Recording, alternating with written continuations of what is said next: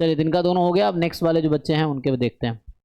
तो हाँ जी सृंजन, चलिए आपके क्वेश्चन देखते हैं। तो जो ज्वाइंट डिस्ट्रीब्यूशन, अब वो ढूंढना पड़ेगा ज्वाइंट डिस्ट्रीब्यूशन का पीडीएफ कहाँ पे है। तो सीयूईटी वाले ना,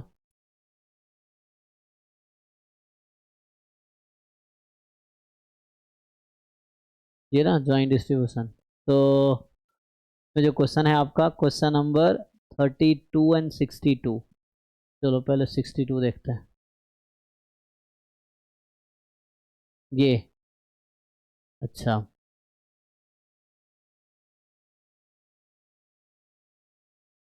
हम्म,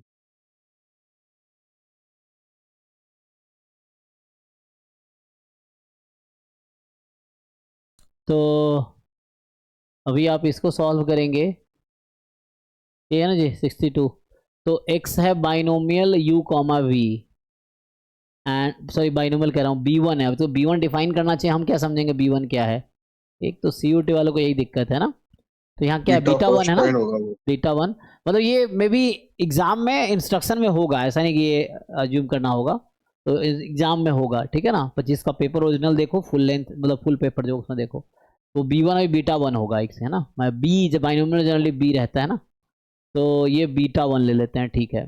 तो शायद वो लोग नहीं देते फर्स्ट पेज पे। तो दिक्कत है ना, ये लोग सीयूटी वालों का एक स्टैंडर्ड अच्छा नहीं है ना, कुछ भी बना कर दे देते हैं और कोई एक्सप्लेन नहीं करते हैं।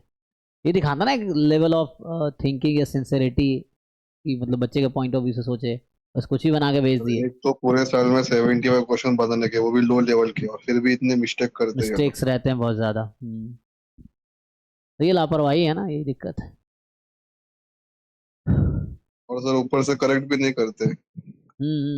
प्रूफ रीडिंग करते हैं नहीं करते हैं, चेक करते हैं नहीं, कि बस ये बना के भेज दिए टाइम पास। तो अभी यही लेते हैं, मान लो एक्स बीटा वन यू भी है और वाई, अब यहाँ क्या समझोगे, ये वाई क्या होता है। तो ये क्या है, यूनिफॉर्म, ये क्या लोगे। तो ओरिजिनल पेपर तो देखो, शायद ओरिजिनल। वो गामा होगा। हाँ हाँ सही कह रहे हो, ये गामा छोटा वाला गामा होगा, स्मॉल गामा लिखा है ना, गामा डिस्ट्रीब्यूशन। तो उनको पूरा लिखना चाहिए ना, ये सब आईआईटी गेट जैम गेट इन सब में ऐसी दिक्कत नहीं दिखेगी, क्योंकि उनका पेपर ना उस आईआईटी सेट करती है उनको सब, उसके अकॉर्डिंग उनका प्रोसेस है, बस कुछ भी लिख दिए। तो अभी के लिए मान लो बीटा फर्स्ट काइंड है, अब ये है ना, वो है वाई जो है वो गामा डिस्ट्रीब्यूशन है 1 यू प्लस वी, तो फिर तो एक्सपोनेंशियल में ही चला जाएगा ये, ऐसा हो जाएगा। अब कह रहा है कि अगर Z X plus X into Y है आपका, तो moment generating function of Z क्या होगा। तो M G F of X into Y निकालने हैं। तो इसको देखो ड्राइव करना पड़ेगा। वैसे तो कई सारे तरीके हैं, बट अगर करना चाहो तो एक्स वाई सर क्या इसकी इन, थ्योरम भी है एफएमएस में। हाँ मतलब उससे भी हो जाएगा, ये वहीं से हो सकता है उठा लिया हो एफएमएस से ही, एंड जस्ट उठा के कॉपी पेस्ट कर दिया हो, ये चीज़ है।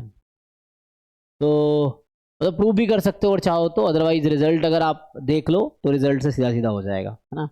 तो रिजल्ट अगर आप देखोगे तो पता चल जाएगा क्या है, क्या है रिजल्ट, देखो बताओ इसको, मतलब प्रूव करना, प्रूव भी कर सकते हो ना। जेड का डिस्ट्रीब्यूशन जैकोबियन मेथड से हो सकता है, एक लेंदी मेथड होगा, दूसरा सीधा सीधा एमजीएफ निकाल सकते हो, उसके लिए एक्स गिवन वाई, मतलब थोड़ा लेंदी होगा। इंडिपेंडेंट है तो ज्वाइंट उसके अकॉर्डिंग आ जाएगा ना। Double expectation. तो उसके अकॉर्डिंग निकालना पड़ेगा। अगर एमजीएफ आप निकालोगे एक्स इंटू वाई इन वेरिएबल टी, तो वैसे तो एक्सपेक्टेशन ऑफ ई की पावर टी एक्स वाई, अब ये दोनों कॉन्टिन्यूस है ना, तो फिर उसके अकॉर्डिंग ई की power T X Y, P D F of X, P D F of Y, D X D Y, अपना अपना सपोर्ट।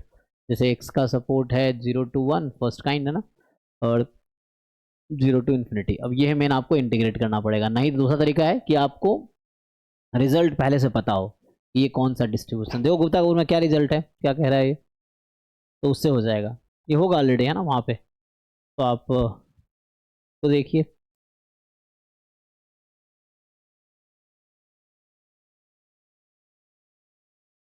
तो ये बार कुछ ओएमआर शीट पे एग्जाम है क्या?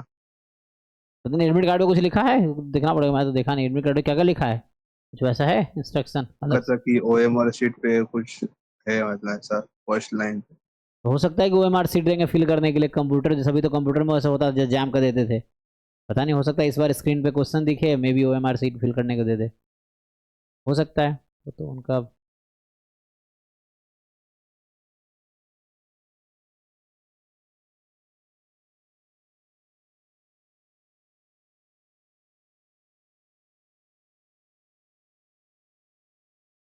इसका देखो डिटेल,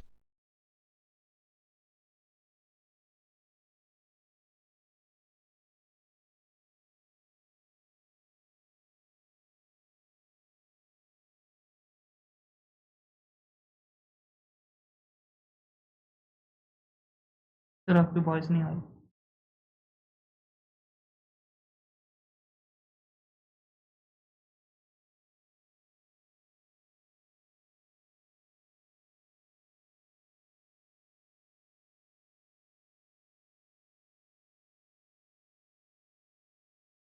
गामा यू कॉमा 1 होता है।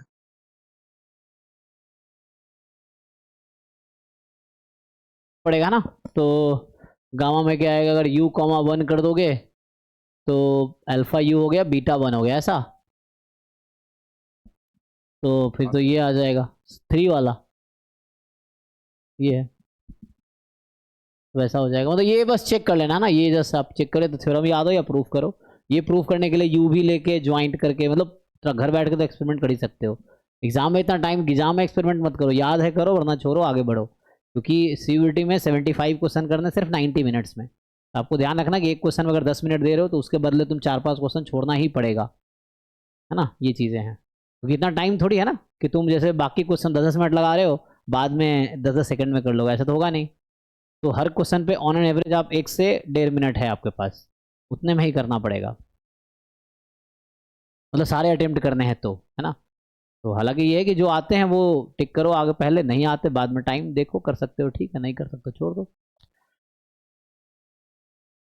एनीवे इसमें और क्या है, तो आपका 32 था।